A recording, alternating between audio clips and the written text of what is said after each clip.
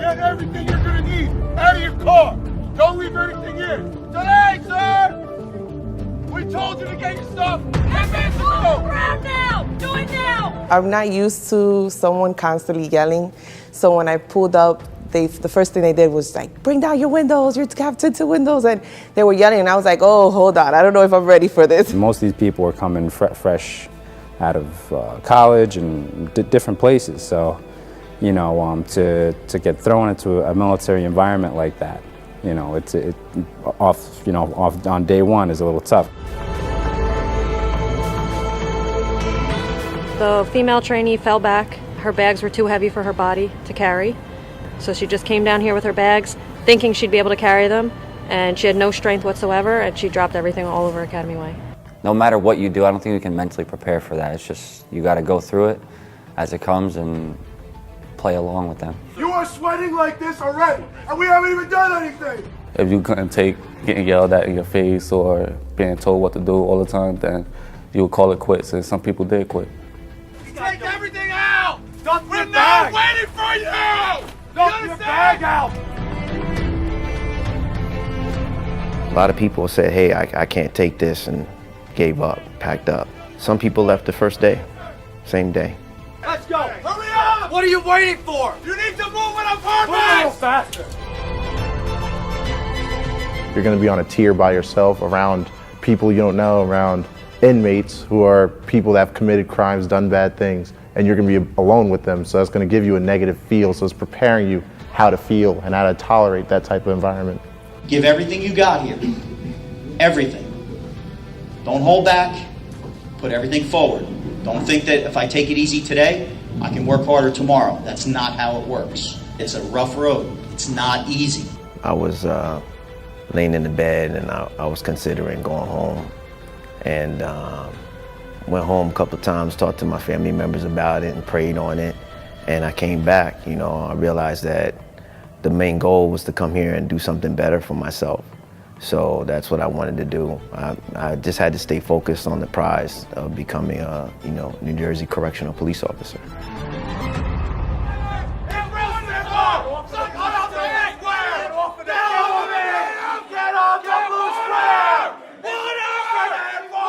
You're eating in like 2 minutes. You're not finishing your food. You walk a certain way, stand a certain way, look a certain way.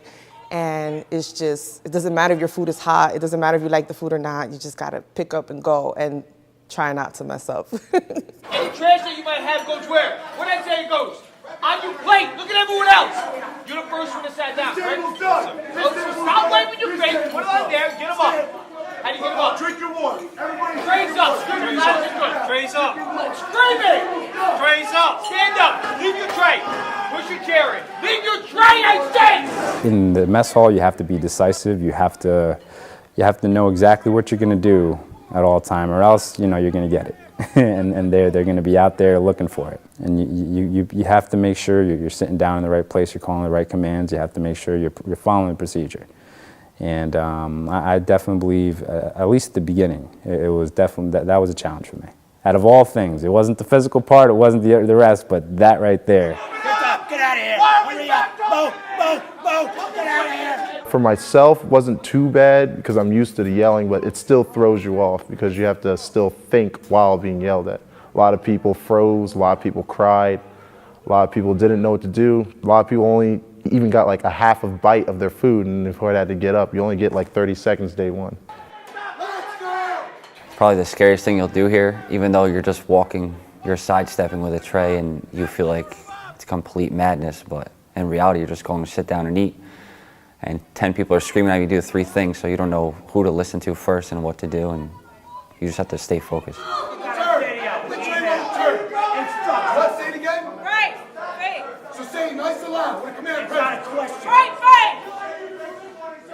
Now what? What, man? Forward move. Forward march. Forward march. Louder. Forward march. Take a bucket. You take a bucket. A lot of discipline, no eating. It was just all about discipline and order. If there's a code, you gotta get up. Whenever you may not have time to sit and have a full meal and get comfortable. You're in a job where you have to constantly be on your toes and react and be ready for that. So what if you have a break? If there's something going on, get up and get there. Is he addressing you? not move! You're just looking for attention, sir. Go! Get out!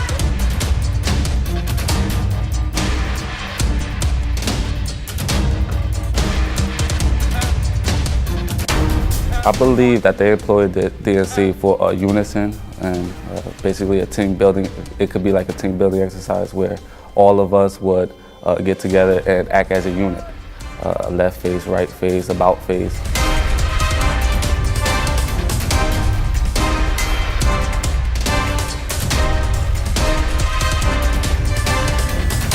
Being able to work together, be able to do everything the same is a really hard thing because you're around a bunch of individuals that you have to build up together.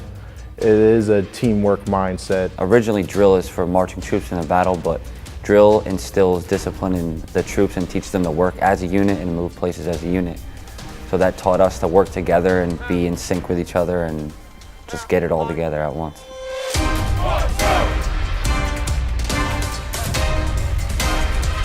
During drill and ceremony, you have to be paying attention at all times.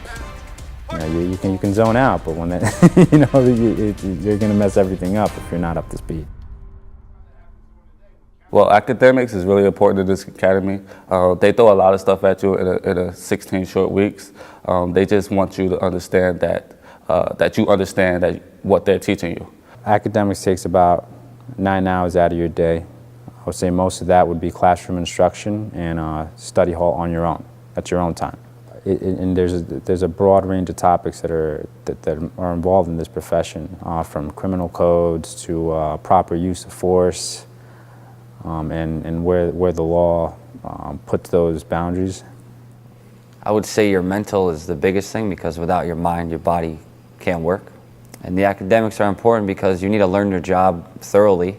You're in the classroom learning different things, but you need to know all your policies. You need to know the reasonings behind things, and it also prepares you mentally better for what you're expected to do, how you're supposed to handle procedures, how you're supposed to do things.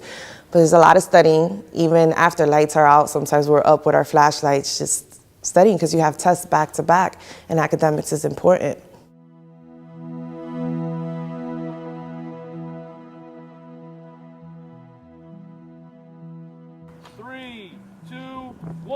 Go!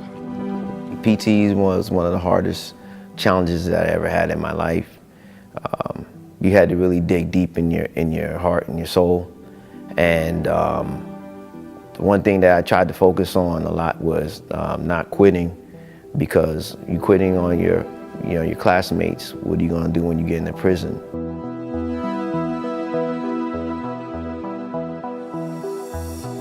It's not something that you could just wake up and say, oh, I can do that in 15 minutes, I can do those push-ups. No, everything matters. Your form matters, your timing matters, and you have to work on it. You can't just come in here thinking it's just gonna pop up and you're gonna be able to do it, no. I would run every day, work out at the gym 5 to 8 hours, and coming here, the PT standards were minimal, so I kind of underestimated it, but once we did the actual PT sessions, I was hurting. Every single PT session, especially with the running, we're running like 7-8 miles every run session. It hurts. Even with the standards of 1.5 miles and the push-ups, the sit-ups, the 300-meter dash, it was still challenging for most of us because most of us weren't used to it. But PT is very important. It keeps you in shape, and let's say that something goes off, you'll be physically fit to be able to handle the situation.